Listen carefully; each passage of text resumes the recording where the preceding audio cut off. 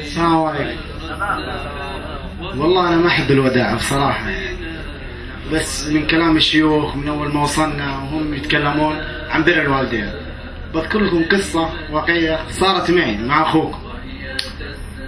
أنا كان لي زميل صراحة، وكان موظف حارس أمن، مرتب 1500، له 5 أخوان، فتركوا أمهم، فشالها هذا الشخص، وكان مرتبه 1500 ومستاجر بيت 7000 ريال. والله العظيم يتسلف في الشهر ما يفوق راتبه عشان يجيب علاج السكر لأمه. اي والله عشان يجيب السكر، العلاج حق السكر لأمه. واحد منكم، واحد من اللي استلف منهم أنا، يعني قريب منه صراحة.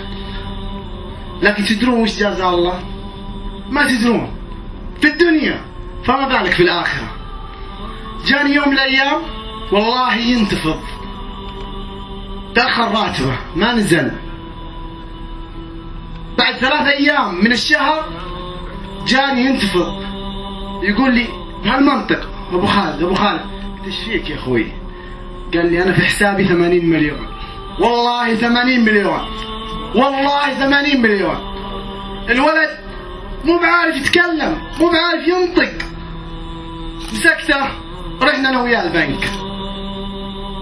وصلنا البنك، قالوا جيبوا ورقة من الباحثة الإدارية عشان نطلع بيانات الشخص اللي جاية من عند الفلوس.